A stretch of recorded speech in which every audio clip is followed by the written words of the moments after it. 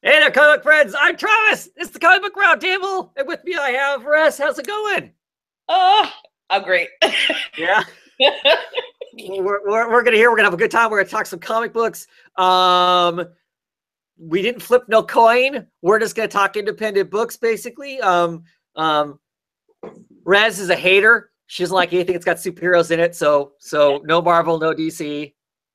No, that's not really true, but it's true that she doesn't have any Marvel DC this week. So we're gonna talk independent books first, and then I'll talk Marvel and DC afterwards, and Rez can take a nap or whatever. So what do you want to talk first? What was the book? What was the book you read this week? Or is there one? Or was this the week we went, man, I wish I wouldn't have read comics. Well, yeah, there's one book that I read that stuck out, and maybe because it was like a huge amount of content that I had to read, but it was just very intriguing. I found myself not wanting to put it down. The very initial, my top number one book this week was one I know you didn't read, called Sacred Creatures. Oh, okay. Let's see, and I believe I have a download of that. But yeah, it's an image book from Top Cow, I believe, and I think I did a screenshot of it. Here is, let me turn that a little. No. No. This is the cover of it. Okay.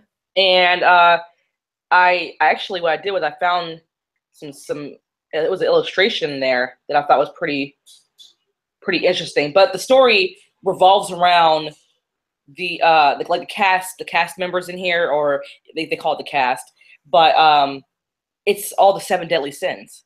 And I love that movie Seven with Brad Pitt and Morgan Freeman and sure. what's in the box? What's in the box? I know, like, what's in the box? Love that movie. So like as soon as I realized, like, after, okay, because it took me a little while. To me, I think the second issue, by the time I got to the second issue, I realized I was reading a book about the seven deadly sins, because initially, like, I knew there was some kind of religious theme to this book. Mm-hmm. I didn't know exactly to what extent was it. So we started off with this meeting, this nefarious meeting, like this very ominous meeting of a group of people, like 7 people in a room in a dark, chatting. One guy is insulting this one woman and saying she stinks, she's disgusting, her body odor is poisonous to the air that he has to breathe, and and they're chatting about a plan that they have.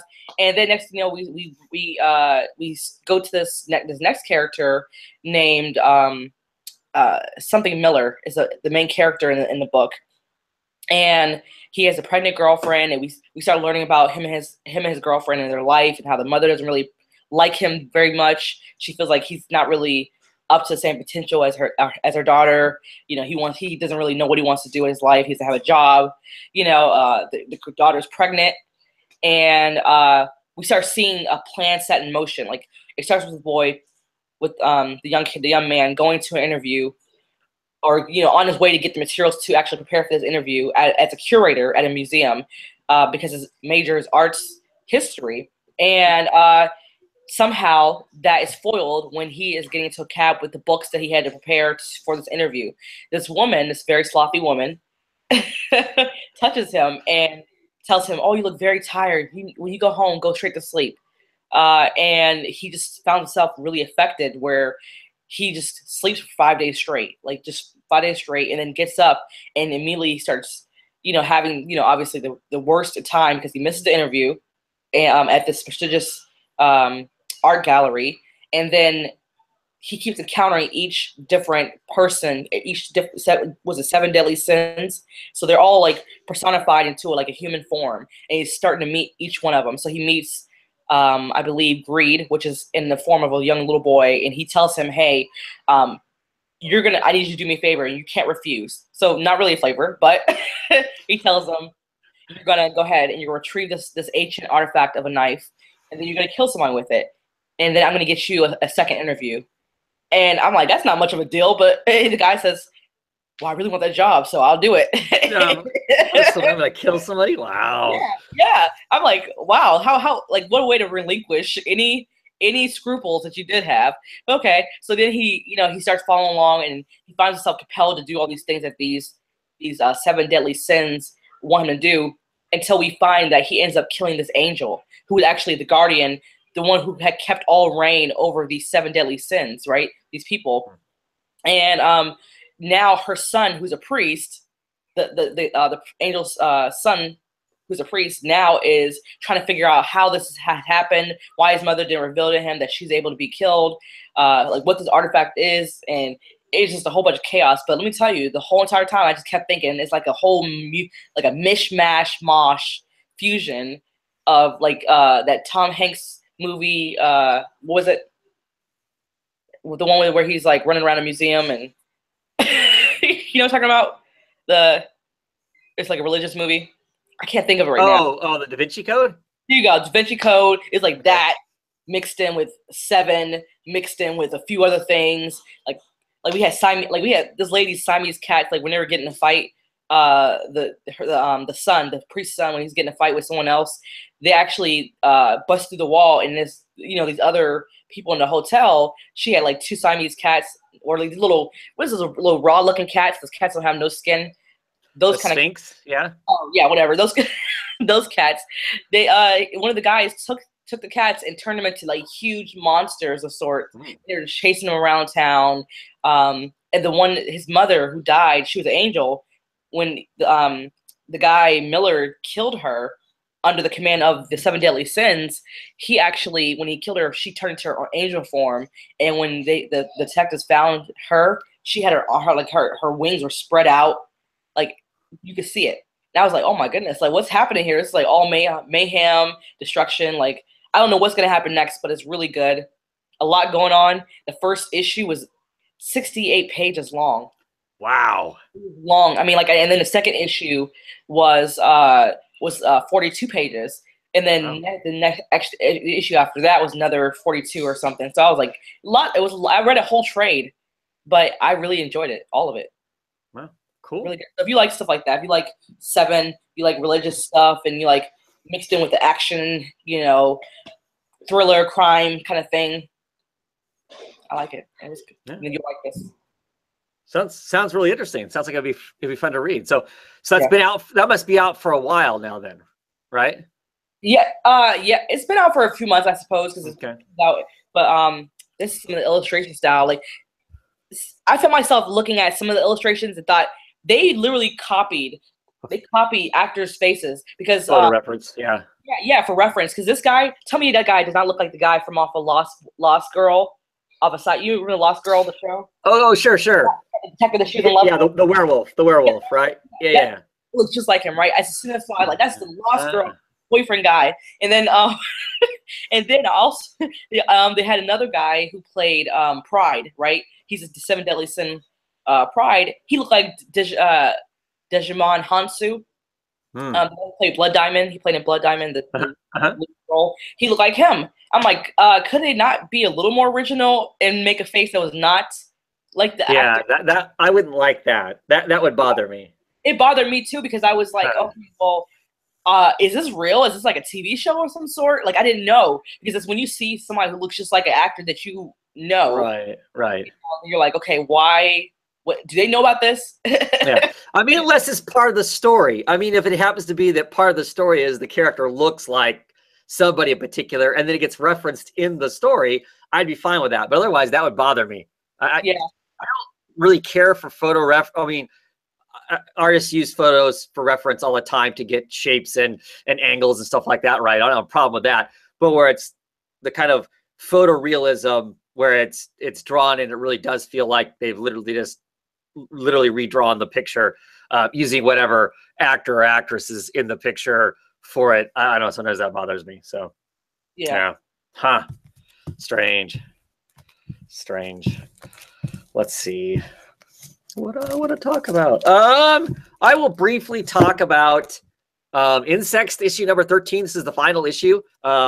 This was the end. I don't know if it was originally planned as the end, but they make it the end. About 3/4 of the book ends the arc with this Medusa Gorgon type character. They kind of talk her off the cliff and from destroying lots of stuff and whatnot, and it ends up happy ending with that part of it. And then we get them leaving. They're leaving London. They're going to America. to like, you know, kind of restart their lives and whatnot, the two ladies and their kid, and gives them opportunity to throw in one more, you know, crazy sex scene between these two ladies, which, you know, is part of the fun of the book, I guess. And like somebody's like spying on them, it seems, and we're seeing them through the person who's like, I don't know, the peeping Tom or whatever, and they catch him. You know, they basically make the statement, look, we're not here for your entertainment.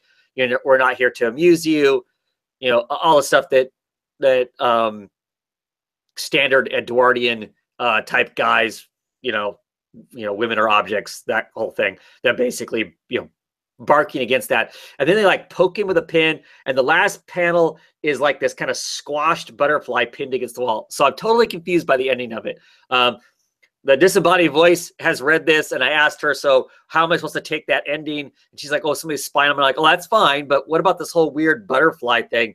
And she couldn't give me a good answer for it.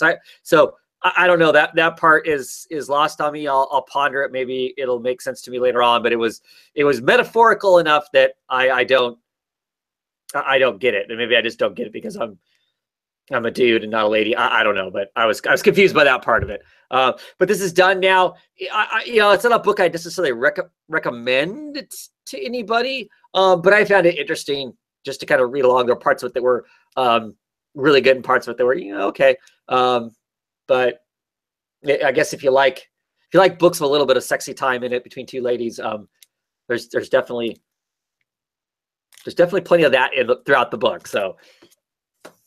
Sexy time. Yeah. I can't show the interiors of that book. So I read a book. I read a few books that had some sexy time in it. Yeah. Yeah. That's the only one I remember off the top of my head. So yeah, I don't know why. That's what I read. Yeah. What else do you want to talk about? My second favorite book of this week was Killer Be Killed. Killer Be Killed. Yeah. I loved it. It was really good. Like, oh my God, like why this book just never disappoints. Like seriously, it's always good. It's always reliable. The illustrations are good. I feel like I had the same rhythm. Didn't it have the same rhythm as last issue to you? Because for me, like the same rhythm, we see him, you know, narrating in this particular way where you know he's giving us these recounts of how things are going down, and how, you know, it just had the same beat for beat, but not like where it felt like an original or of some sort. I just feel like I'm continuing on with the story, and I'm growing with it. I'm actually starting to like this character, surprisingly. Like, you know, I have not liked Dylan. Yeah. Yeah, and you know, I never remember his name, but I remember it this time because I'm actually starting to like him. Like he killed this guy. What was his name? Tony. Tony, yes. Yeah, Tony. He just killed. Yeah, a Russian mobster that basically runs money. That's what he does. Yeah. He collects money from all the places they have things going on at, and convinces him that he needs to tell him what he needs because then he won't get killed, and then he blasts him anyway. Yeah, you know, and honestly, for a small second, I literally thought he's not gonna kill Tony. I mean, Tony's not gonna. And you know what? I mean, there was a moment where I felt for Tony when he was trying to flirt with the waitress. That yeah, I know it was horribly tough for the waitress. Like, and he's like, "Have you seen what movie was it?" He said, "Have you seen True Grit?" He's a True Grit because I love the original one. I mean, the Coen brothers, I love their version too. Yeah. But you know. Yeah, John Wayne's the man. Well, it's funny though, because of course with the narration going on, because you've got Dylan is tailing this guy, and they're in this bar, and it's like, oh yeah, you know, he's kind of pathetic, and he spends his free time, you know, hitting on the bartender, who I'm sure is a lesbian. Yeah. You know? And so she's just like, yeah, okay, whatever, you know. Yeah. Whatever you say, Tony. Yeah. Yeah. You feel so bad for the guy because you're like, he just really does not have it, you know. He's running this money for this powerful mobster and can't even land a girl, you know. It makes me feel for the guy. I just feel like when I read Killer Be Killed, that is like, you know how Mark Millar, right? We talk about Mark Millar. He writes to get, you know, produced via film or TV. We know he writes for TV. Well, I feel like Ed Brubaker, he writes but it's literally so easy to be adapted into TV because he's not writing for TV. He's writing for his fans. He's writing for writing. You know, he's writing for the art of writing, but it comes off so seamlessly, so easy to read, so easy to jump into and love. And I would love to see this produced into film or TV just because of how it comes off. It just, oh my God, I love it. I mean, it's like, it's better than reading, you know how you read a novel and you just, you know, it's just going by so briskly and everything's great. I feel like that when I'm reading Kill or Be Killed. It just reads so well. And Dylan's voice, Dylan's narration is so solid, and he's not using, he's not using cute things to make, to remind us who the character is. Like as an example, a lot of the old Vertigo Hellblazer, a lot of the book is you're kind of in John Constantine's head. So a lot of it is this narration of him kind of talking.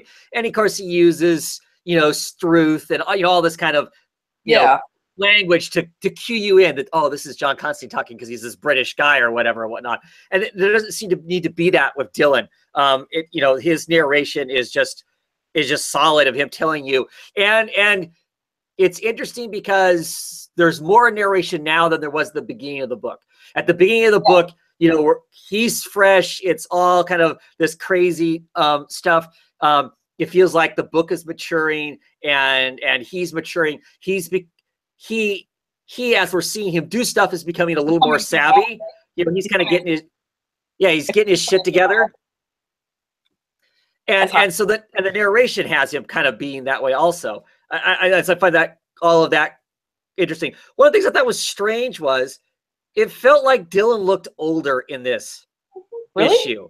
Yeah, I'm gonna have to go back and look at some of the other issues because, and I don't think it's just because he's tired. I don't know. He just suddenly looks. Well, he is insane. That could wear down anybody. I mean, anyone. That a safe picture? I have to be careful. Be careful what I show. But I don't know. I mean, I know he's tired and kind of grumpy here, but I don't know. He just looks older. He's supposed to be this kind of middle-aged 20-year-old, right? But he looks like to me. He looks like Eddie Munster. Fair enough. But I don't know. He just looks. I don't know. That's the one thing I thought. I was like, wow, he looks older. I just think that's gonna man on a mission. That's what he looks like. Well, that's fair. Man on fire. This man is on fire. Yeah, I can't show any of the pink pages, the pink colored pages from this issue because then they're in the Russian strip bar and yeah. You like this? You like this, sir? Yes. Oh yeah. Yeah. He's like, this is a public. I don't know. They gave some prices. You $35. I'm thinking, man, this is awfully cheap. But Dylan's a square. But you know what they're doing? Stop. But what they probably do is they say, hey, with this money, and then they rob the person. Well, sure. Well, that's what he kept saying. I'm not going someplace where you're gonna take pictures of me and whatnot. Yeah. He knew. He was hip to what they were doing. Yeah, but good book. I mean, always solid. It's always a solid read. I just, really, really enjoy it. Everything about it, the design of the book, the illustrations the way they are, a lot of the narrative being loose off to the side instead of being in boxes all the time. All that stuff is great. Poor Tony. Yeah, we're really curious to see where it's all going to go to because it's just going to get all kinds of ugly. And now we're back to him kind of seeming less insane because he's methodically figuring out how he's going to dismantle this Russian mob because he feels like, Kira, the love of his life, is not going to be safe until he, gets rid of the mobsters. So it's less about the whole kind of crazy and I need to kill people, otherwise, the demons are going to get me or whatever. That part of it's been dropped again. I'm sure it's going to crop up again at some point, but that and the task force people, when is he going to start killing enough people? That's going to pop back up though. The female detective, she's going to pop up when we least suspect it. The way everybody treats it, just boy, I feel sorry for whoever finds that car in the parking garage because it's this private parking garage off by itself. He shoots the guy in the head with a shotgun, so he's a mess, and he covers it with a tarp and walks off. That's what I was thinking. I was thinking the same thing. Like it's gonna smell. A month from now when they haven't paid the bill, somebody's gonna go, oh, we're gonna haul this car off, and it's gonna really be ripe. But I know it, right? That guy just had a whole life ahead of him, and he just had to murder him like that. I felt so bad for Tony. I only knew. I don't. He's a Russian mobster, so I don't know how bad I feel for him. I said, damn Dylan. Yeah. Great book. No, it's a great book. But, Yeah. Let's see. I want to talk Redlands, issue number 2. yeah. So you caught up reading, you read issue 1, read issue 2. Issue 1 I enjoyed, but I wasn't sure, how they landed this in the middle of kind of like what would be the middle of a horror movie, like the climax kind of thing. We kind of roll off there, and I'm thinking, okay, what's it going to be? Well, this issue interestingly kind of is now set in the modern time. That was, I don't know, set in the 70s or something. It almost seems like, because they make a reference in here that was in the 70s. These 3 women are basically the detectives of the police force, and which I think is weird that they're cops. That's their cover. And they're practicing witches, and they pretty much run the town. Somebody has like discovered who they are and is like doing these murders and this murder art to try and out them, playing with them, kind of the psycho killer, playing with a detective. But of course, it's this whole other element, because these women, they're not good women. I mean, they snatch a teen from the high school, they walk her home to keep her safe, and they walk her off to a human sacrifice, right? Yeah, Did I read that? I had to go back and read it 3 times to make sure I wasn't reading it wrong. That's why I was going to ask. I was going to literally ask you, like, did I just not read what I thought? Like, what did I just read? Because I thought they were supposed to be decent of some sort, because they seem to have gotten rid of this clearly racist town. I mean, or like, Yeah. Well, they definitely were. They were definitely prejudiced, racist, bigoted. Cops. Yeah. Whatever the hell they were, And I thought maybe they were good in some regard, but no, they just sacrifice. Yeah, they take a shortcut through the woods, right?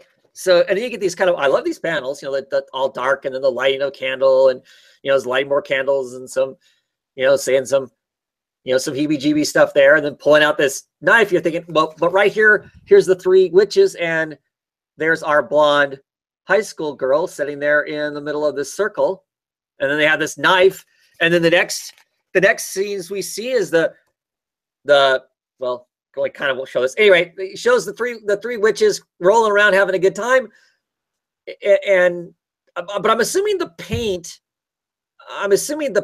is from the artist, right? It's not them. I mean, they are painted in I'm assuming blood. Yeah. But I'm assuming this scene with the paintbrush is our artist, our serial killer, besides the witches. I would guess. I liked the first issue better, to be honest. Yeah, because even though this issue's obviously kind of giving us more understanding on what's going on, but it just kind of jumped from one time to the other. So not really, it wasn't really like a clean transition for me. I was like, okay, so they're apparently now, like they said that this is their town, but I didn't expect them to say, I didn't expect them to take on the role of sheriff, the new sheriffs. Right.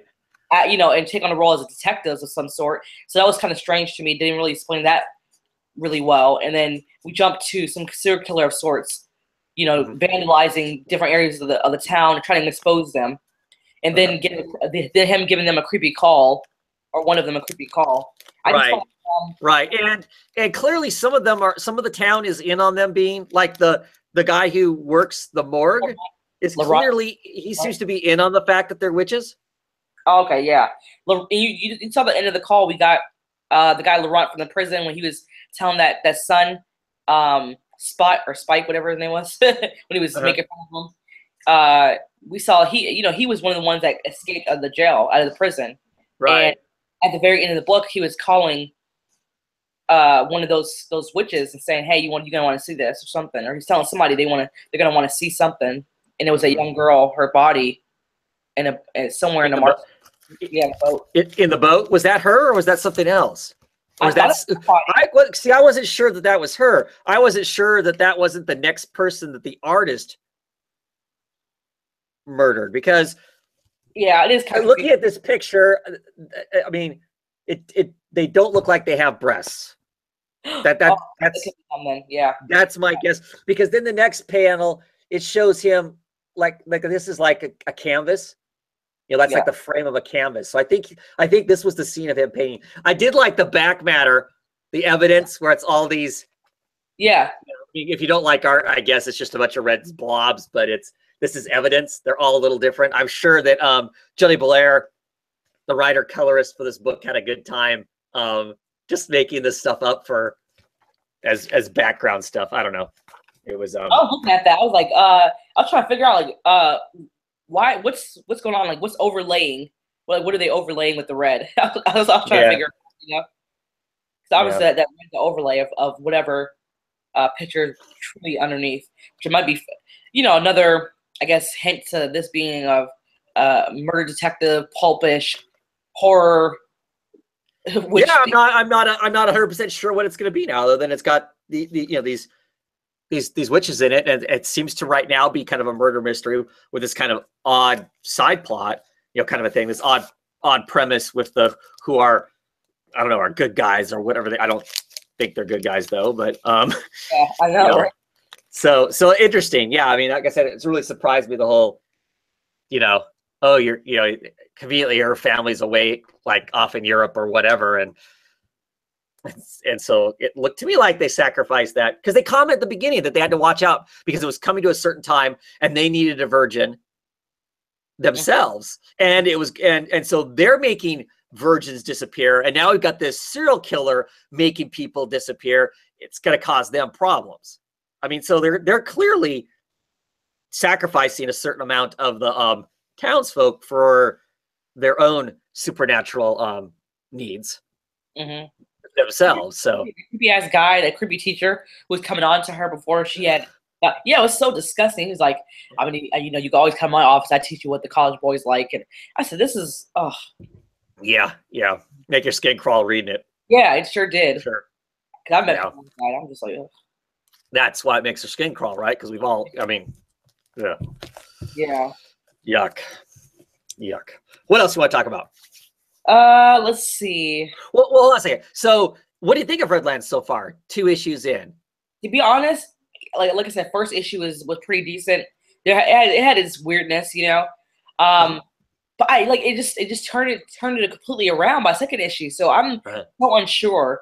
Like I'll read third issue just to see what's going on with it, and like if it's gonna choose what genre it wants to be or what genres it wants to embody. I just, for now, it's confusing. I'm confused. Yeah, I'm currently more invested in the people who are making the book. Yeah, I like these creators. To me, they, on a human level, I think they're interesting and great people. So I'm curious to see what they can do. I mean, so I'm on board for a while because of that. I don't hate the book. I like this issue better than the last issue, but it is curious right now as to what is it supposed to be, and I don't know that I have to have it be a this or a that, but where is it really going to land? Is it a police procedural for right now, or is it a horror, or is it a combination of a bunch of those things? So exactly. I would like it specified for me at least a little bit, but I mean, I'm okay with sometimes not going into something completely blind and not knowing what it is. I feel like the transitions in certain areas, like the way they transitioned one issue to the next, just wasn't really seamless for me. Right. Well, because it was quite a leap. I mean, this whole kind of immediately we're in the middle of this crazy fight. I'm already trying to believe that there's the redneck races versus the the witches, and it's a big bloody chaotic ending, and then we're 40 years into the future, kind of a thing. So I mean, it's all these ridiculous elements already. I mean, like you're going to the story, you obviously see that there's these sheriffs and deputies holed up into their station at the department, and then you're supposed to believe that there's some demonic force or witches at play, and then now next issue we're supposed to believe now that these witches have taken over and become sheriffs themselves. It's like so much hilarious. Yeah. Well, it's a smart thing to do. If you're going to have to sacrifice somebody every so often, if you're law enforcement, you can hide it. So Yeah. yeah. Alrighty. What else do you want to talk about? Let's see. What else did I read? That Redcon. Retcon. Okay. New image number 1. Retcon. Written by Matt Nixon and art by Toby Cypress. I'm a big Toby Cypress fan, so that's why I picked the book up. Like the art. I love the art. I love the art in this book. Really, really love the art. There was moments when I was reading this book, I felt like it was kind of too much going on at once, the way it was written. And I was like, okay, well, maybe I need to read this later on and then kind of try to reread it. But what I got from the book was that there's apparently this team, this ragtag team that the government has kind of forced into employment for them as mercenaries of sort to track down certain members who are like divulging government secrets. And this first person we encounter is a guy who Chris Dodges, who is a Army vet. He's older. He was apparently, revealing top secrets to his Alcoholics Anonymous group. Right. He shows up the Alcoholics group and talks about this group of people that he used to hang with. Yeah. In Iraq, you thought it was about weapons of mass destruction. No, this is a genie. Or this is a djinn. This is a djinn. Right. Uh-huh. Yeah. I mean, I like that part. I like that I found myself as soon as I saw the very beginning when he's showing off the djinn and his buddies fighting them. I was like, oh wow, that's pretty darn cool. But then we get to the point where he transforms into a bear, or first he transforms into something else first, I think. But excuse me, he starts attacking the one guy who's hesitant to defend himself, and he's the one to fight back. And we find out that he's able to transform as well. And then they have this big battle and they fight. He finally gets them off of him. This one girl, she releases these nanites that target lycanthropes, which we find out Chris Dodges is apparently.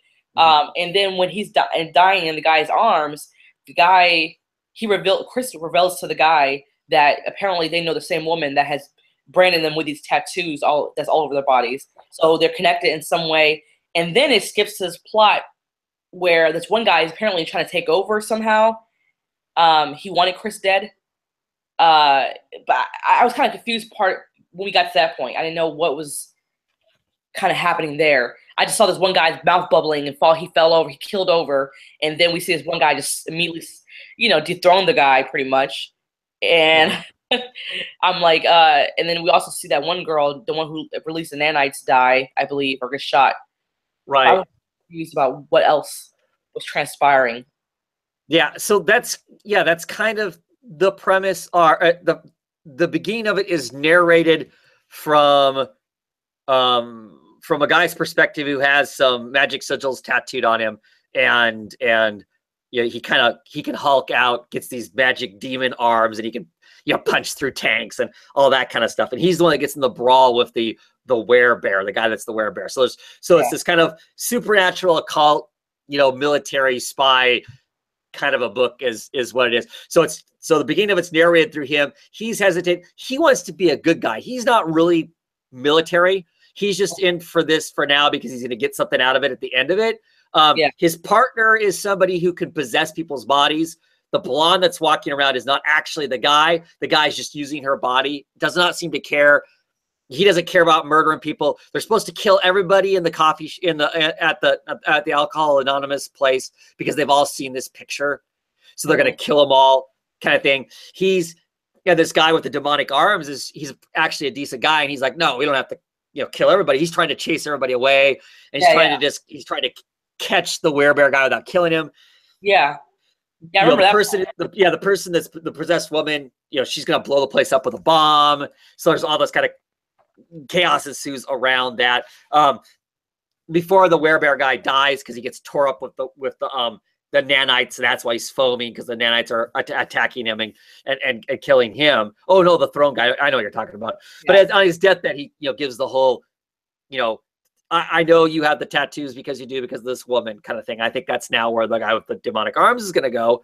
And then, yeah, at the Pentagon, we had these guys that were supposedly in control, I would guess. I'm assuming the guy that's foamy at the mouth was the woman, the guy that was controlling the woman. Something backfired and the feedback killed him, kind of a thing.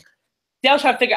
I see. I guess I missed. I remember him say, you know, he was giving his voiceover, his narrative, his narration in the beginning, saying how his partner who shapeshifts, or he's able to take over people's bodies. He was saying that his partner disgusted him, and that he was a barista just last week, and how he doesn't, you know, how he has something to look forward to. He's just doing this just to make, you know, make ends meet, pretty much.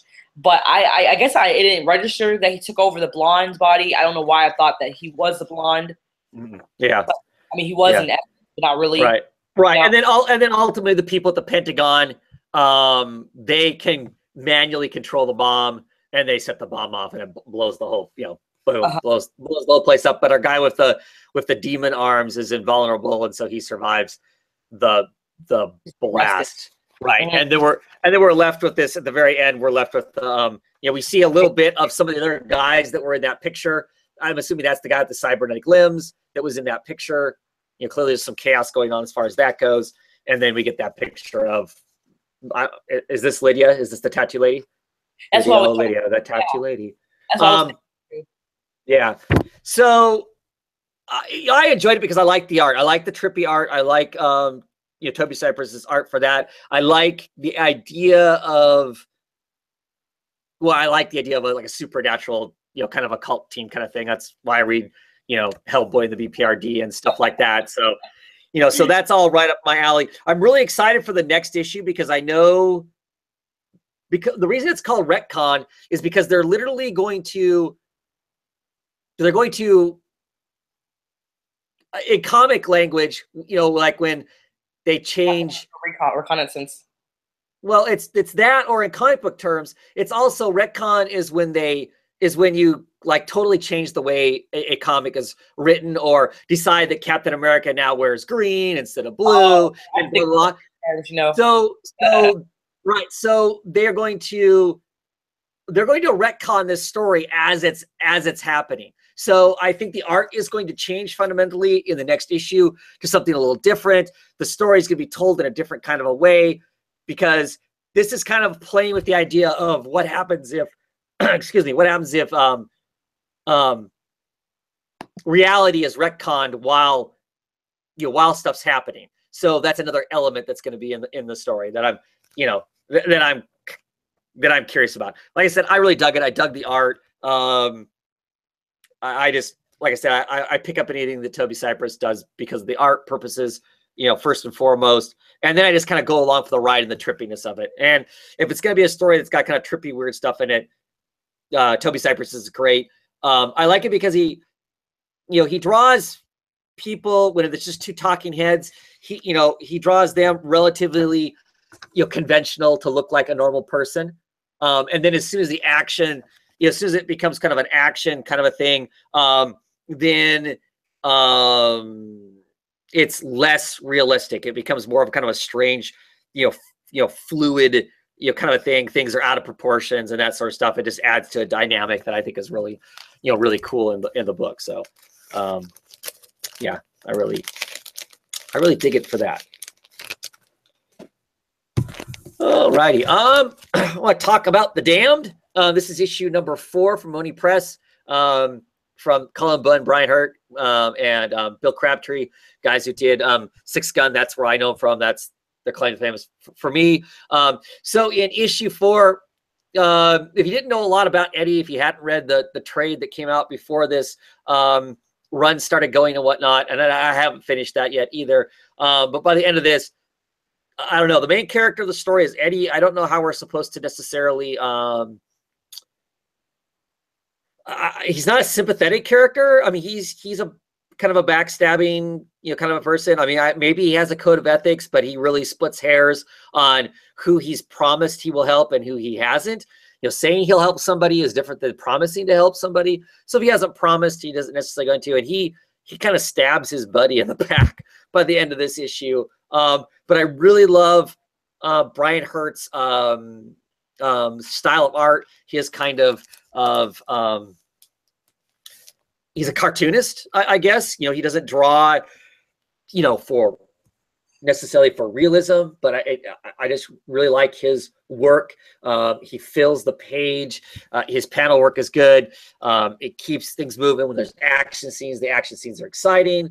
I'm intrigued by this, you know, these groups of devils that are all kind of, you know, working for, you know, all the souls in Chicago, basically. And these guys have this magic key that's like supposed to open up maybe the gates of hell, that people can just leave when they want to and not have to barter with souls. We don't know exactly what all that's going to be, but clearly as mortals, they can leverage this key a lot. So it'll be curious to see how that all plays out. And in this issue, we start to see some examples of what happens when you sell your soul to the devils and demons and don't comply with their wishes. The stuff that can happen to you is pretty traumatic, but really good. Really enjoy it.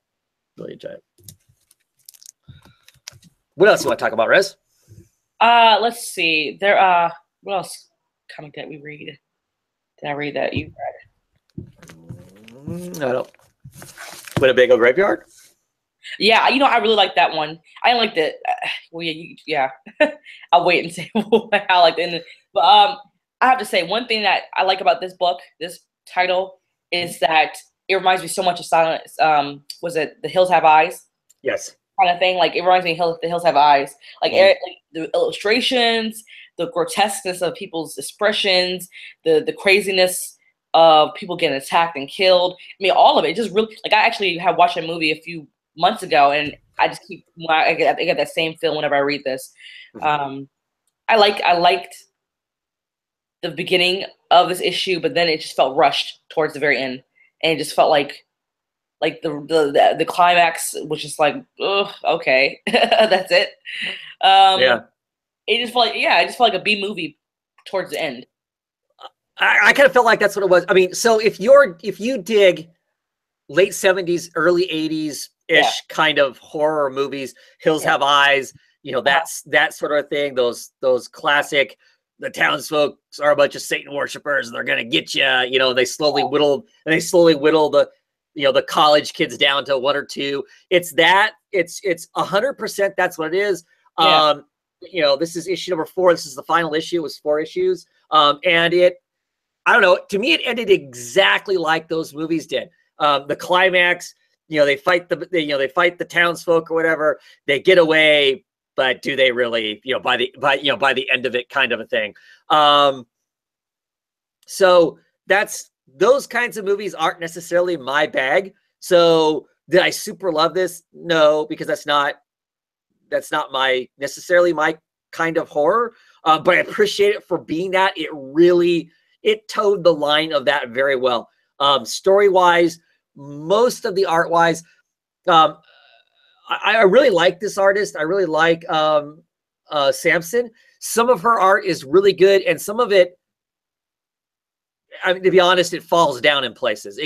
What's going on is so confusing. It's hard. It's like, it's a combination between, like, if you wanted to describe it in kind of film perspective, the camera is moving around the subject so much that it's hard to figure out what is going on and where people are moving to sometimes. There's moments in here where there's a bad guy with a pitchfork, and if you didn't keep picking up the pitchfork, I wouldn't know it was the same character, you know, kind of thing. So each issue has elements in it where it just kind of becomes a soupy mess. And I don't think it's a soupy mess because that was the artist's intention. I just think that some more work needs to be done on some action sequences to manage to keep things you know, making sense. I mean, I get it. I mean, I get that there's all these explosions going on in the Winnebago Graveyard because they lit up some gas tanks. But I mean, is this the same Winnebago exploding over and over again? I'm not 100% sure on some of those elements. And so, like I said, every issue seems to have some of those, you get this guy with a pitchfork that starts chasing them around. Are they going up? Are they going down here? I'm not sure. You know, there's just elements that as stills they're fine, but if they're what's supposed to be moving the story and telling me what's going on, it sometimes I don't get it. Like this, I thought he was walking in front of a Winnebago to sneak around, and suddenly he's getting splattered. And well, I guess there are movement lines. I guess this Winnebago is driving, even though there's nobody in the driver's seat. So that really confused me, because I thought this Winnebago was sitting still because there's nobody, you know, in the dash. But yeah, it's her driving it away and running him over. So, you know, like I said, if you really like that genre of movie, I think this is, you know, it's going to come on trade here relatively soon. I would say it's for you. I would get it. If that's not your bag, because the flaws that are in it are excusable flaws. I want to say, if you like this genre, you know, kind of a thing. So, I wanted to say something real quick too. Sure. I think I agree with you on how you said that you don't know if you don't think it's the illustrator's intent, but some of the illustrations sometimes are kind of like so out of place. I'm not out of place, but so strange in the way it was drawn. Like I sometimes found it weird. Like I found it weird how something was drawn, or a character's movements. It just didn't fit really well. But yeah, it's like the initial art, I like it a lot, but I just don't. There was, like I said, transitions, and some panels just didn't make sense. It was just too much. Like when that little boy that was helping them when he got murdered. Right.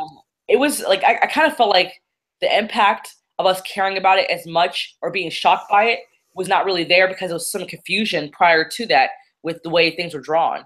You know, prior to that him getting killed, I was like, I didn't feel it as much. I didn't feel the punch of him being murdered, or as much, or the whole gravity of them stripping the skin. Like when they were stripping the skin off the demon, I didn't really get that. Like you didn't really feel like they were stripping the skin off a demon, because it was just so much going on visually. You know, Right. you didn't catch that. So yeah.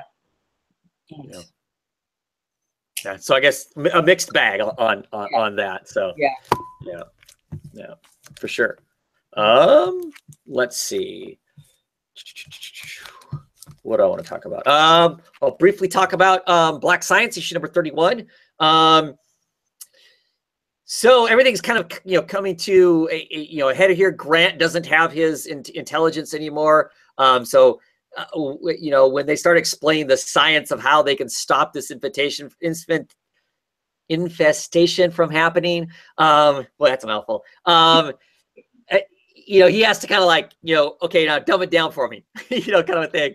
It's like, and they're like, well, we're using your theories. And he's like, yeah, I'm not having it. You know, dumb it down so I know, so I know what's going on. You know, his son is here. His super son is here. You know, there's some great action in it. I continue to really, you know, like this book. It just has a lot of really kind of you know, continuously fun stuff going on. There's all this cast of crazy characters that are trying to get to them. They're trying to calibrate this thing just right, this machine just right, so they can turn it on and it's going to, you know, plug up and fix all the holes and stop this, basically kill out the infestation. You know, by the end of it, the worm infested things are right on the precipice of wrecking everything. So exciting stuff. You know, looking forward to seeing what is going to happen next with it for sure. Hellboy in Hell.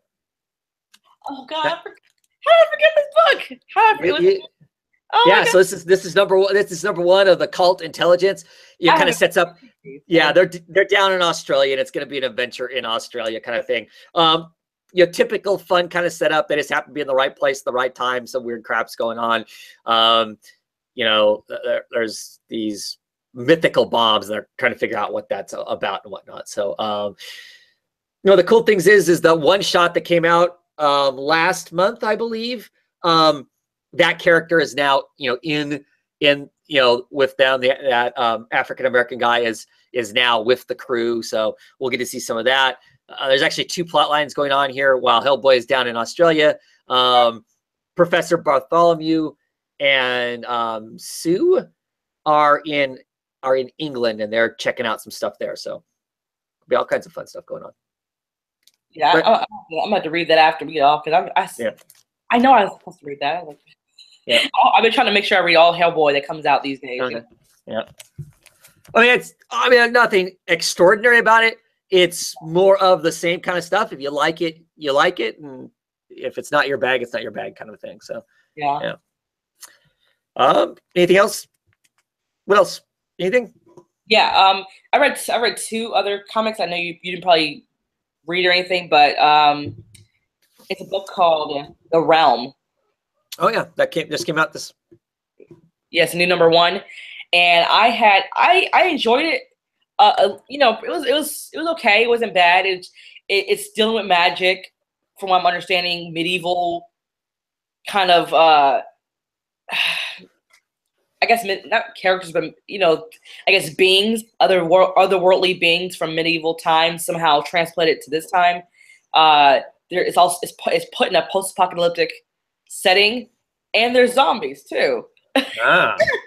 So it's like a whole bunch of different. So it's a fantasy post-apocalyptic zombie book. Yeah, and I was like, okay. And we see where we first meet this one guy, who is like you're rough and tough, kind of like I guess just contractor of some sort, kind of mercenary-esque, and he's contracted by this one kind of sanctioned kind of kingdom of some sort where he has to retrieve this girl, and he's told the girl's daughter he has to go through a lot more, and he tells the king of this one region, like, hey, I went through a lot getting this girl. I think I'm owed more than what you have initially contracted me for, and I think I need to be paid for my troubles. Of course, we see people get killed because the king's like, well, I can kill you right now and not pay you anything, And then he's like, well, you don't want to do that.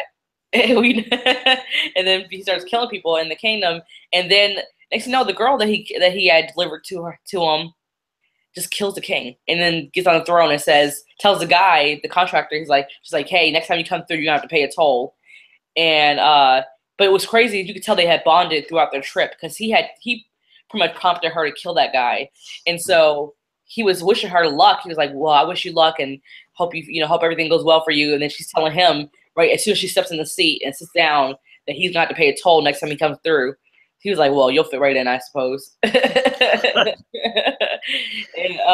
then we see him go on back to the base and meet with a friend who has a job for him, and he meets up with this woman who wants his help to kind of like help them navigate the land and get there safely. And she has two scientists in tow, and so he kind of he has another one of his employees kind of survey them to kind of find out who they are, if they really are who they say they are.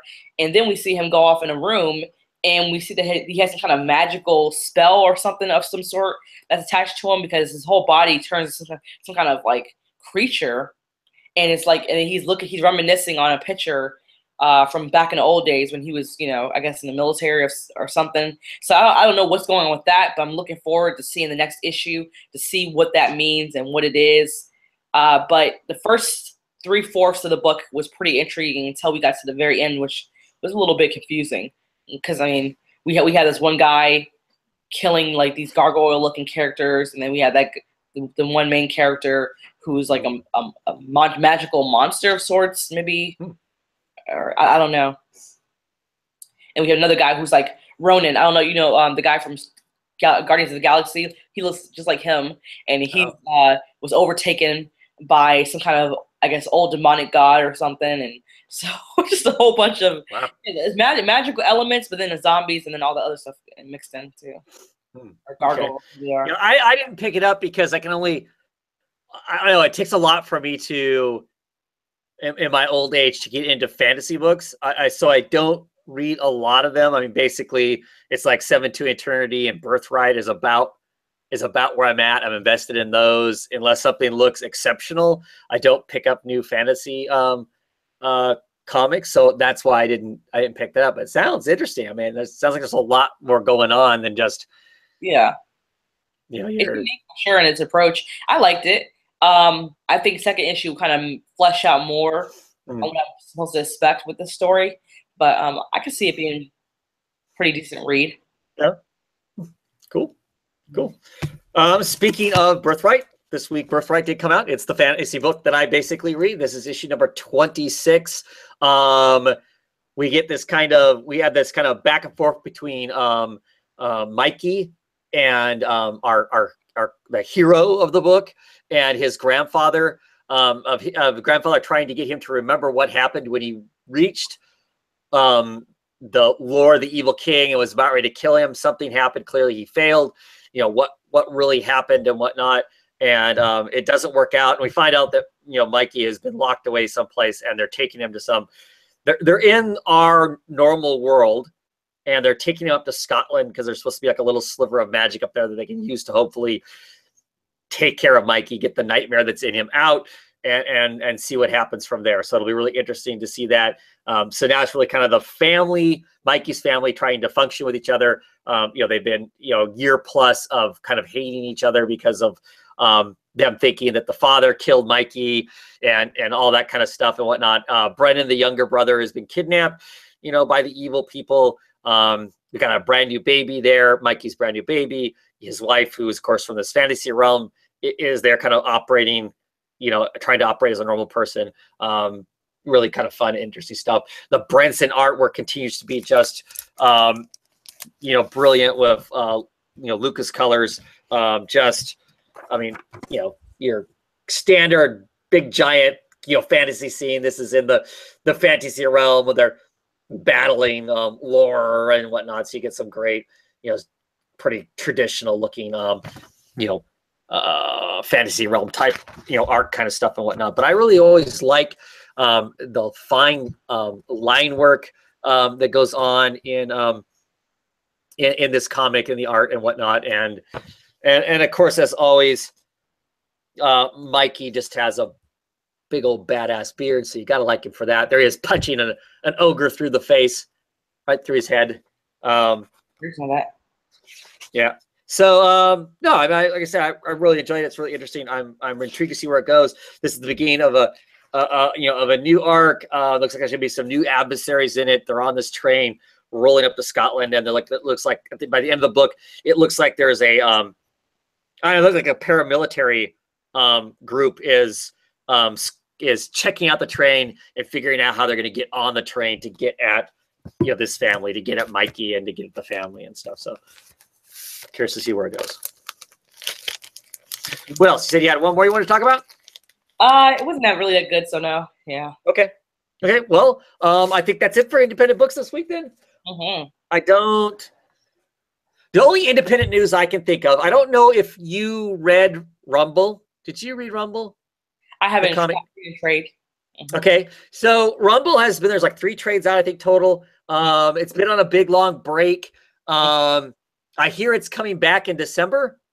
But it does not have James Herron on art, and I'm like, oh wow, because independent books, books that are indie books, the art is as much the book as anything. You get used to the big two, your DC and your Marvel.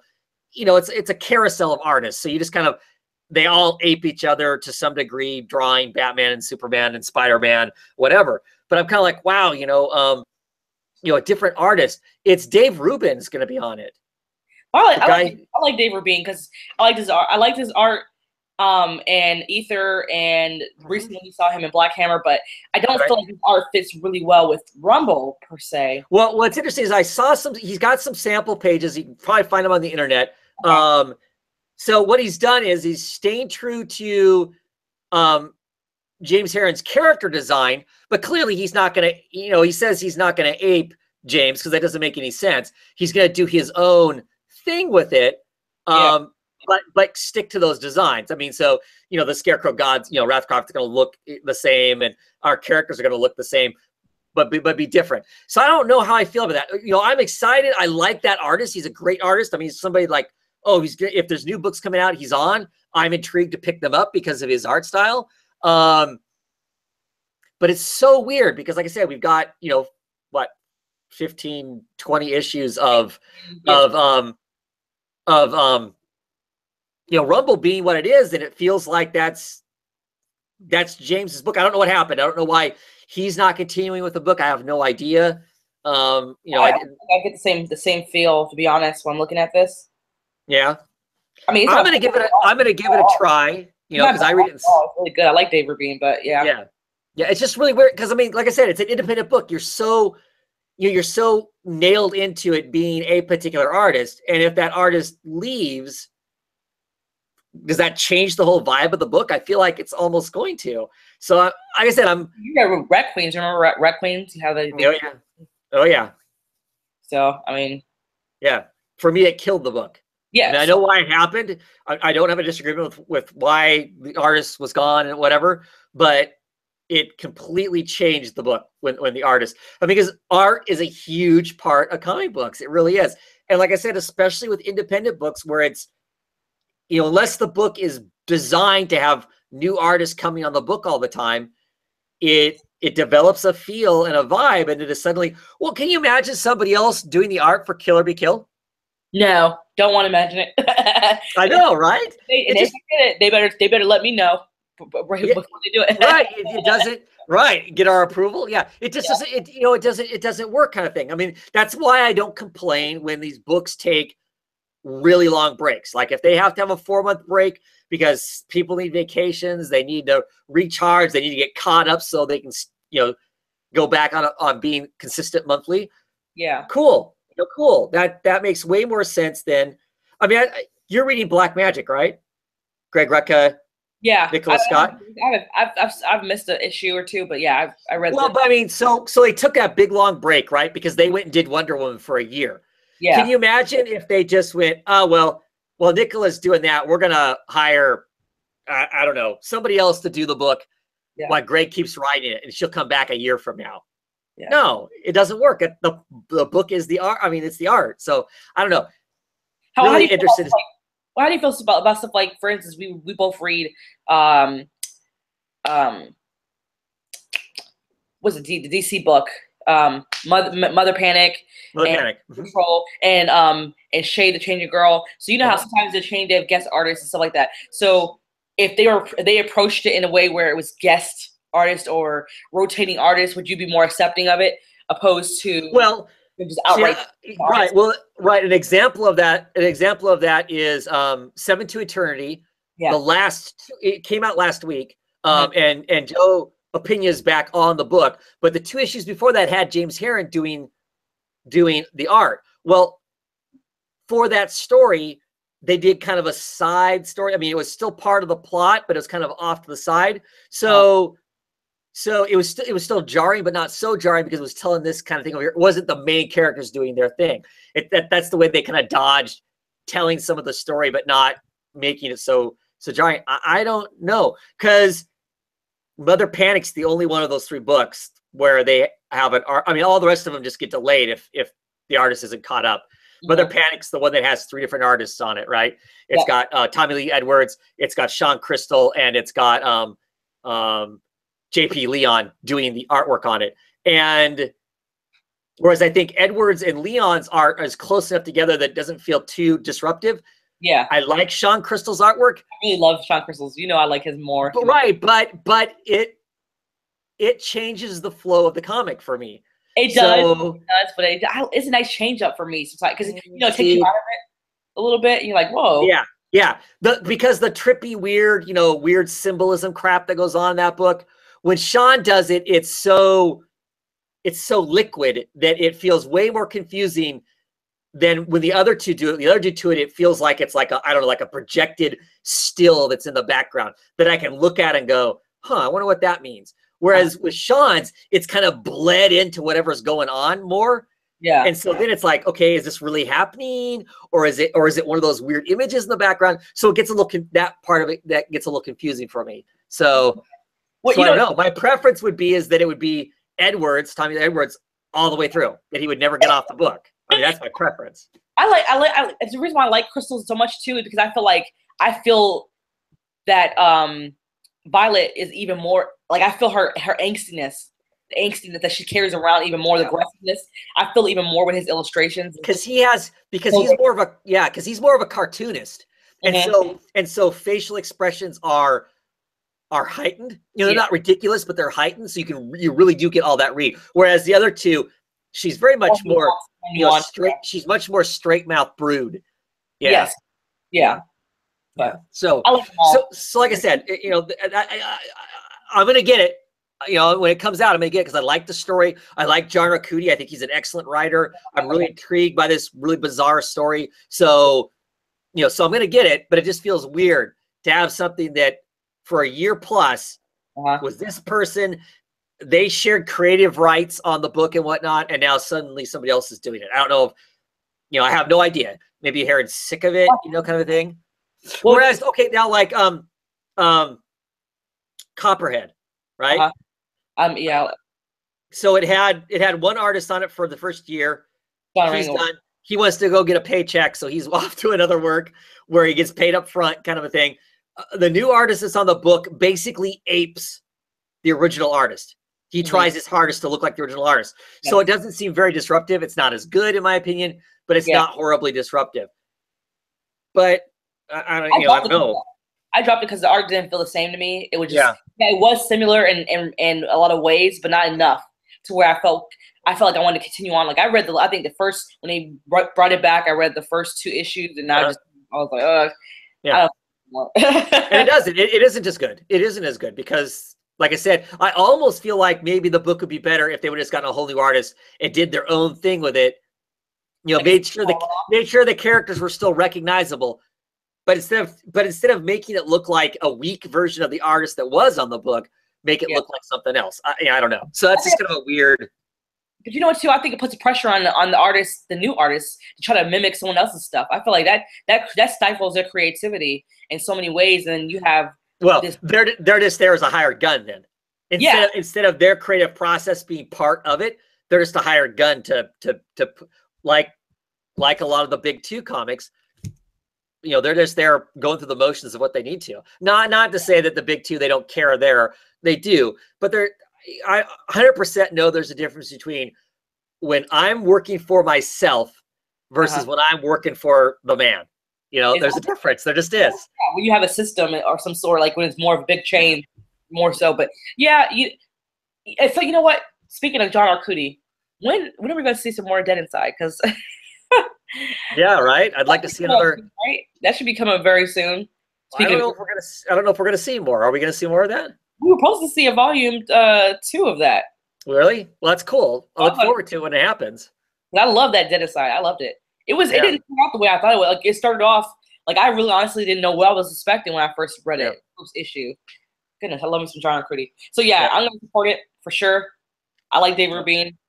I want to see more Ether because that's supposed to be coming out too. So right. But he's been doing all this other stuff because Dave Rubin did that issue of Black Hammer. Now he's doing the 4-issue miniseries of the Black Hammer villains, the Frankenstein, whatever. He's doing that miniseries, and then he's jumping on this. And then by December, he's jumping on Rumble. When is he going to get back to Ether? There's no way. You know what? We're going through like people are saying that indies are dying off, and no one's buying indies, but clearly people are interested in indies because we have all these new series coming out. Yeah. And they're I don't think that's the case. It's the market is spread out more. Yeah. Right. So books aren't carrying 100,000 people on any book. There's not 100,000 subscribers on anything. They're more spread out, so now it's a matter of figuring out how do I make money, off of 12,000 subscribers or 10,000 subscribers or whatever it is versus, what it is. Here's my thing. And people complain, oh, there's too many, there's too many out there. No such thing. There's no such thing as too many if they're good. There's no such thing as too many good comic books. Let the market be whatever it's going to be. It'll figure itself out. The brick and mortar stores will figure out their shit and it'll all get squared away. Granted, if something suddenly collapses all like tomorrow, like if tomorrow they suddenly said, oh, DC doesn't exist anymore or Marvel doesn't exist, that will screw things up. But you can see it coming. it's not like you can't see it coming. If if your business was Marvel and Marvel is lagging right now, you as a store owner, aren't a very good business person if you haven't started if you haven't started capturing your customers buying something else. You should be going, if they're going, man, I don't like Marvel anymore, SJWs are wrecking it, or whatever the hell their issue is. With Marvel. In my case, there's too many damn events, so I don't read very many Marvel books. The shop should be recommending other stuff. Oh, you like this?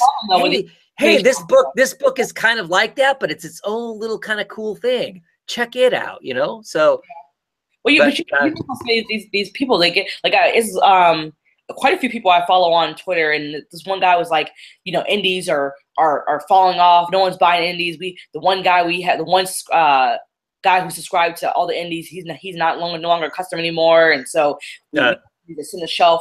I'm like, that's your fault, dude. Because I mean, you should be marketing. You should be marketing the stuff that's in your store. If you want stuff to sell, then market it properly. So people are buying more in trade now, and not really even then. I'm like, dude, whatever. Like, Well, so move more of your stock to trade. I mean, granted, I'm not a comic book owner. I won't. I really shouldn't act like I have the answers. I just feel like as a business, you have to move to what your market, what your customers are going to be.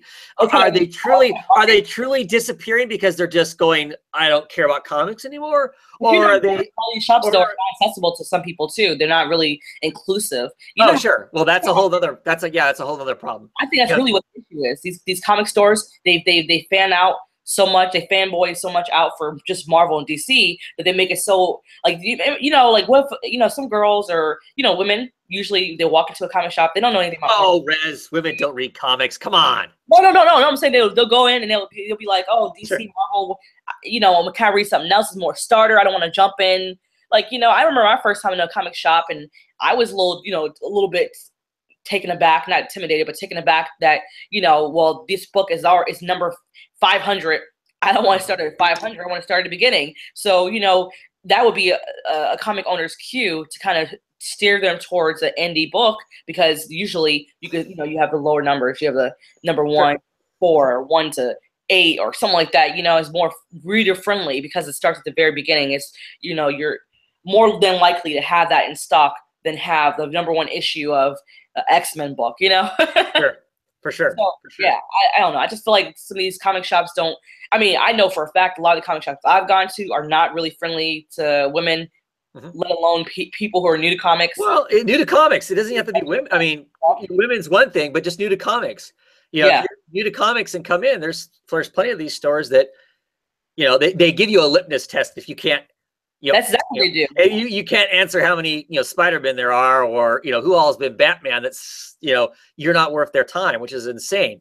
You're a business. Sell your product, or whatever it is. That's just, to me, it's crazy. Why would you do anything that's going to chase anyone off? It blows my mind, and I hear it like every day. Somebody talk about going into a comic book shop somewhere, and then and somebody is awful. Now there are also comic shops that are incredible.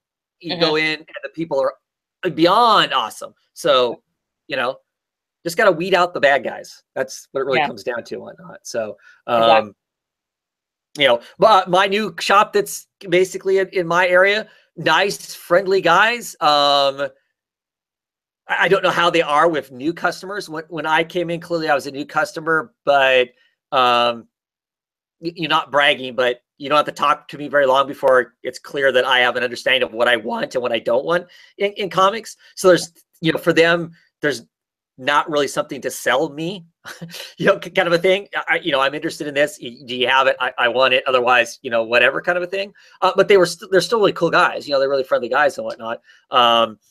They treated the disembodied voice as much as a customer as they did me, which I'm impressed with, because lots of times, if I go someplace with my wife and it's that kind of a place, they talk to me and she doesn't exist, kind of a thing. But that wasn't the case here. So, so good for them. I mean, I would assume that they would be friendly if she was there by herself. But I'm just saying that when you come in attached to the guy, everybody assumes it's the guy that's interested in the book. So, But anyway. I don't like shops that are not really friendly to children. Like you come in and you have children, they act really like cranky with you just because you have children. Like I've gone to places where because my oldest two, they read comics with me. They collect comics as well, and where I'm going in there for all of us. We're all getting comics, but they'll treat me like, oh, kids. Yeah, right. Don't tell them not to touch anything. Like what? Yeah. Like I said, there are awful shops, but there are also great shops too. There are shops out there that are. It's just it's just unfortunate if you live someplace that's small. You're lucky if you have one shop. I mean, I know people that have got, they're surrounded by like 10 shops, and so they can be picky as to what they're getting or whatever. But then there's those of us who have one shop, that's it, kind of a thing, and you kind of suffer with that or whatever. Or you do what I do, you buy it online, and you don't have to worry about it, except for when they misship your stuff or something like that. But that's a whole other thing. But yeah, so I don't think that I think the indie market isn't less. I think it's more spread out. I just think there's more stuff, so people are spread out across more books than what there was. Like when Image first got big and whatnot. I know that sales for like Image, for instance, have dipped a little bit, but this year, I think the entire comic book market dropped a little bit from the year before. But is on par or higher than the year before that. So, you can't go 1 year and say 1 year means the comic market is falling down. At least I don't think, and it doesn't make sense to me. So, and there's so many ways that you can't judge whether the comic market is doing well or not because of all the options you have for how you get your books that no one is recording. The trade sales don't show up anywhere, don't exist anywhere. The stuff that gets sold through Scholastics to small kids doesn't show up anywhere. All the digital stuff doesn't show up anywhere. So there's just a lot of different stuff out there and whatnot. So anyway. You know what? I want to bring up as well in indie news, kind of not. You know how I saw the movie It. I saw it twice actually. I went and saw it twice, and during my time of watching, I've become really obsessed with it. I've been watching everybody's videos and seeing what their analysis is of it, and I found out about a guy who did like a fanfic of some sort of the ending of It. He did a comic, and I thought it was pretty interesting on it. Yeah. Interesting. So it's floating around out there somewhere on the internet? Yeah, floating around out there. Okay. If they're interested, look it up on YouTube, like the It comic, and out. But I'm gonna probably grab it and talk about it on my channel. But cool. Yeah, I thought it was pretty cool just to let people know that there's someone out there doing some fiction comic of It. Interesting. I'm gonna have to check that out. Check that out. Cool. Yeah. I can't think of any other indie news. Here, Margie, they float down here. Yes. Can you imagine? I don't know why I never registered. Like when he was like, why do you always say they float down here? Yeah, they really float down there. Yeah. Alrighty. I'm gonna quickly talk Marvel books. I got one this week, so I'm gonna talk Ms. Marvel. Issue number 22. Really like this. It was the end of a, it is the end of an arc, basically. She battles back for her neighborhood, basically. The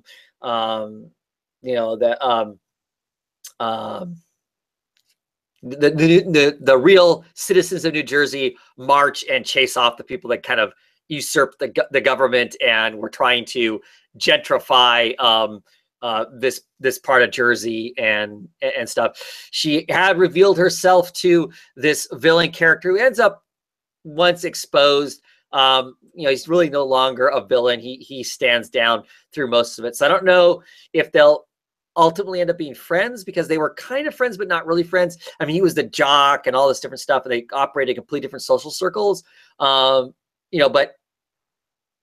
Camilla never felt bitter about the guy or anything. So it'll be interesting because they know each other's identities now, what that might play out for in the future. But it looks like we're going to get a new storyline. It looks like the hero that she met when she stayed in India over the summer might be coming to Jersey. So we might get some adventures there and whatnot. Whereas I've been kind of, about this comic. I really enjoyed the last 2 issues quite a bit. So I guess it just needs the right element for me to get a hold of, to be excited, to continue to be excited about the book. I guess it's when I actually see Camilla grow that I like the book. If she gets stuck kind of wallowing too much in the teen angst world, it becomes less a comic that I'm interested in reading. Not that it's not a good comic, but just becomes more of what I'm not necessarily wanting to read. So if it doesn't dip into that too much, I continue to like the book and be excited about it. If it gets stuck in that mode too long,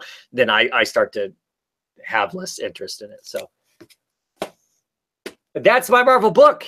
I know of no Marvel news.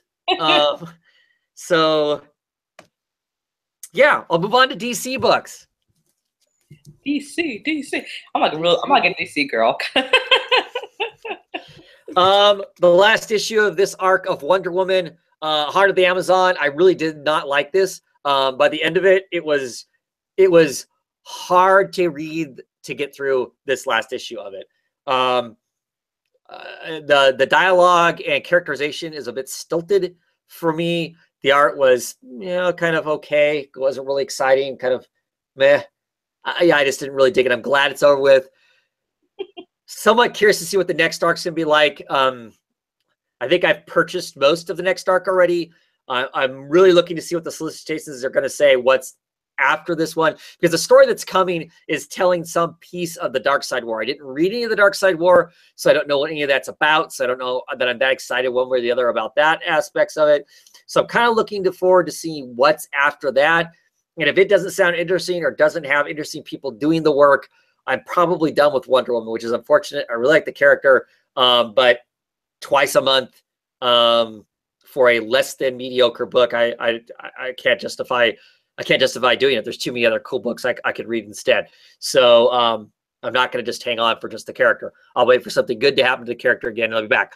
I think it's kind of criminal that they don't have rock stars on this book, because the movies, because how much energy and excitement there is around that. I don't understand why they would, put kind of a humdrum product out. Get some people who actually have some vision and, want to tell something long-term and interesting with the character.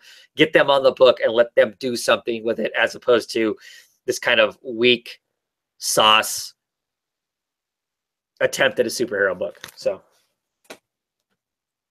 I was actually going to you talked about it right before I actually used about the price. I was like, well, did that price go up? Yeah, it's a $2.99 book, but it's twice a month kind of thing. So yeah. Robbing you. Yeah. Let's see. New Superman. I continue to like the story. This issue was not so good though. This is like I don't know, a new artist. I hope it's not the regular artist. He went from being this kind of fun kid.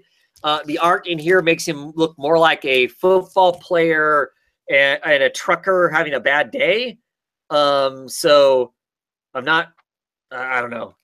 He's supposed to be this kind of fun-loving kid, and here he looks more Frankenstein-esque looking. I just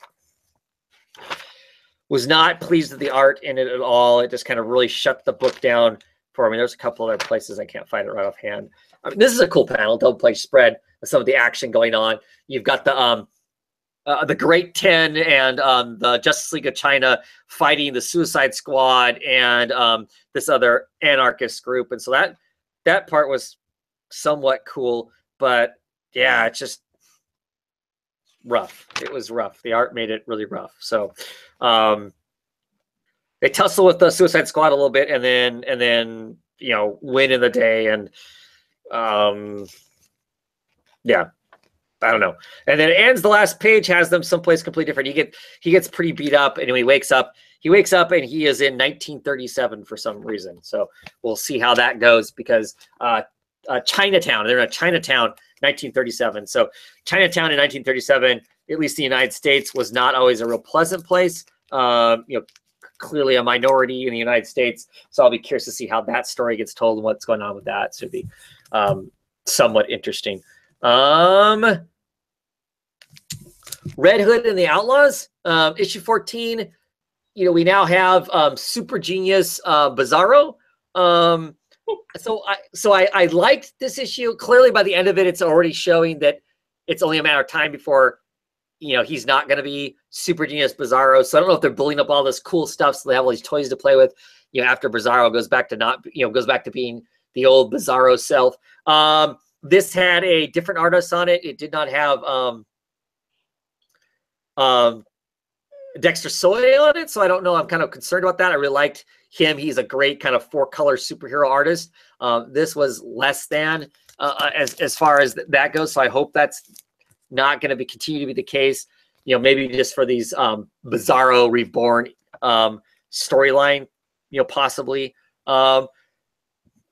But I mean, yeah, it's all right. Jason's loving this whole thing, hook, line, and sinker. This new Super Bizarro being all super genius and whatnot, and Artemis is kind of having a hard time swallowing it. Just does not seem right to her. So we'll see how that goes.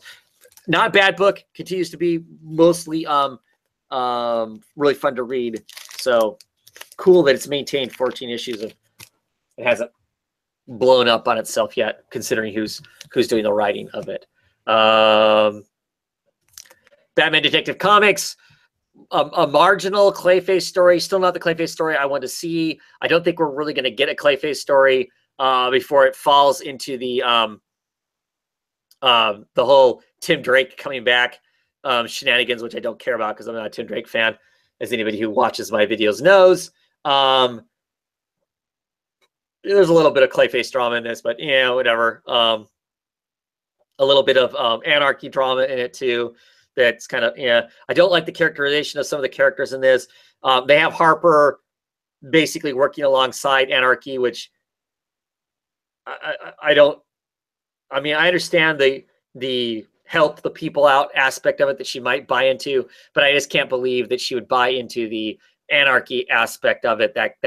That villain that would be a good thing or a good cause. So I'm not feeling that at all. That aspect was just kind of weird.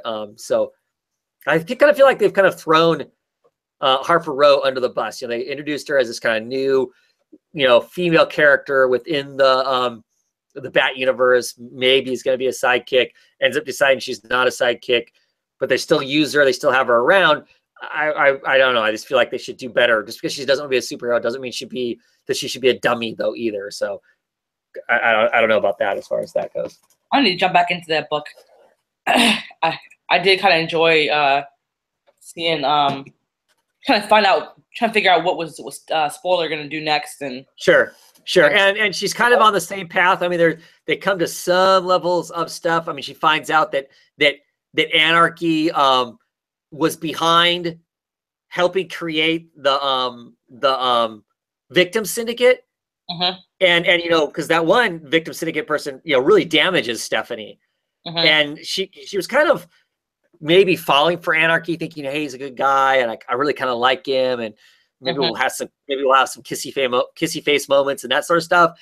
And then she finds out, Batman exposes him and says, oh, look, he's the guy who gave the first victim and the victim syndicate their power, this attack. And she's like, oh my God, you gave them the stuff that basically screwed me, so she's not having that. So, but yeah, there's some good elements. People though for falling for just trying to turn her back on her own team, Yeah. Having full knowledge of everything. I wonder how Batman's gonna handle that. Is he gonna allow her to? She's gonna let her do her thing, I think. As long as she doesn't get herself way over or mess with his stuff, he's kind of letting her do her thing until she works it out. But he tries telling her at the end, hey, because he's found out that Tim's still alive. So he's like, yeah, to tell her, and she takes off. Well, I was going to ask you about that. Did she find out yet? Yeah. That was a few issues ago, right before the battle between Ra's al Ghul and Orphan and her mother and stuff like that. So I was wondering, if she ever found out. No, Batman knows, but nobody else knows yet. So, and that's the next storyline is him kind of coming back. So we'll see how that all plays out and whatnot. So, well, I can't wait to see that. We'll see how sorry she's gonna feel when she found out he's alive. She's gonna be doing going on an apology. Yeah, it'll be interesting. Yeah. The book I really want to talk about though is Mr. Miracle issue number 2. seriously dig this book. It is just really, really cool. The pacing of it, I love. The only issue I would have with this is there are parts of this that are dark, and I don't mean emotionally dark. They are visually so dark that I think we lose part of maybe the impact of what happened on the panels, because it's so hard. There's so much, it's so soupy that it's hard to really 100% tell what goes on in the book. But the pacing of it, the stuff that's going on, and I absolutely love. They're in, they're in the world of, they're in the world of the, High Earth, where all the Forever people operate at, whatnot.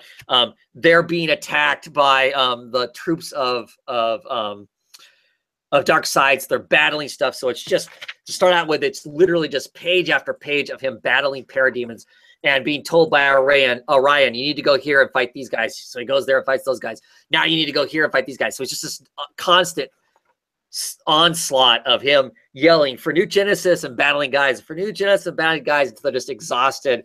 At the end of the day, they've just been, battling stuff, and him and Bart are exhausted, back at like the place they're living at in New Genesis and stuff. And there's just these great lines.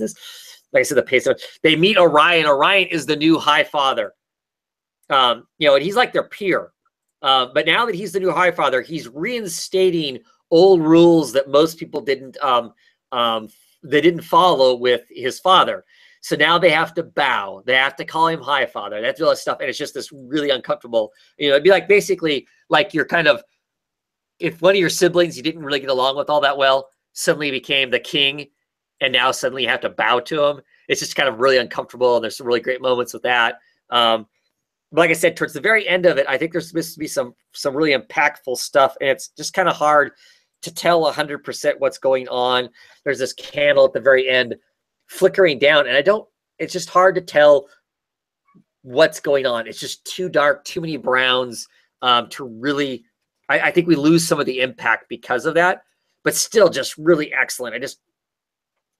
I love everything about it. It's hard for me to talk about it, I guess, but like I said, the pacing of it is so great, and the conversations and the looks on people's faces and everything about it, I really love. And I don't have a really decent way of talking about it without really going into like page by page kind of thing. And I don't really want to do that kind of a review of it at this point. That would be a year from now kind of a thing, after everybody's had a chance to read it and read the trades and that sort of stuff and whatnot. But I really, really dig it. It's the first thing I want to read when it comes out. It has the elements. It has some of the elements of Sheriff of Babylon, because of the visuals of it, because of the guys doing the art. Gerald's doing the art. It has some of the elements of the Vision. It's not the Vision, but it has some of those kind of literary elements to them that I just really appreciate and whatnot. And the two of them together, they just understand how to pace a comic book. I really think, and the way the panels are laid out, these grids and stuff just really work for this book. Even though typically I'm not always excited by the 9-page grid. It's like, that in and of itself doesn't excite me unless it's used well in here. I think it is really used well. So great stuff. Great stuff. That's the book of the week. That and Kill or Be Killed are really the books of the week for me. So, and that is it for my DC books. Oh. And I don't really know of any DC news, short of, I know Patty Jenkins, as far as things outside of comic books, Patty Jenkins has signed a contract to direct. I think she's helping write also, along with Jeff Johns, and they got another writer, the second Wonder Woman movie. So high hopes for the second one, I guess. So I have a little bit of DC news. What's that? You know how I told you I was having a little bit of a reception with it.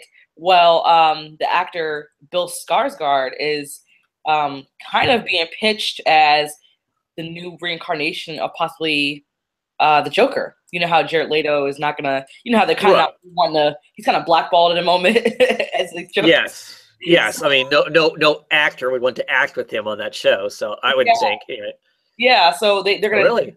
they're talking about doing like an origin story for the Joker and having Bill Skarsgård play him like the younger version of the Joker, so it could continue on or have that it can keep that continuum of some. So have Bill Skarsgård as a younger version of the Joker, of Jared Leto's Joker, and that way they don't have to really necessarily erase or find a replacement to replace Jared Leto. So yeah, really, that's interesting, but I will watch it. But I really don't want the Joker to have an origin story. I like the Joker. Yeah, I like it being who knows what it is. I'll tell you, watching I can't remember which Batman it was that has Heath Ledger as the Joker. When I'm I'm watching that, whichever one, that Dark Knight, is that what it was? Yeah. So I'm watching that, and they start kind of like giving a Joker, this is his origin, right? This is him growing up as a kid or whatever. And I'm thinking, oh my God, they're nailing down the joke, who the Joker is. And I'm thinking, I don't like this. And then like in the next scene, he's telling a completely different version of this is how I got my scars on my face or whatever. Yeah. I like that. I like the fact that the Joker in the comic books, nobody knows for sure. Yeah, we think he fell into a vat of whatever, but there's no concrete. He's so unreliable as a narrator and as a character. Bless you. Yes. But I like that. I like us not being concrete. So I don't feel good about there being unless they make the movie a whole bunch of wishy-washy, who knows what his origin is. I'm all down for that. But if they concretely nail down, he's this guy, he had this kind of a career, this is what happened in his life, this is when he got, whatever happened to him, this is when he got dipped in the chemicals. If they nail that all down, I don't know, it takes away some of the kind of weird mystery of Joker, I think. But I don't know. Like I said, I'll watch it. I'm a sucker. I'll watch it. But it's interesting that they're casting somebody besides him. I can't blame them for not. Yeah.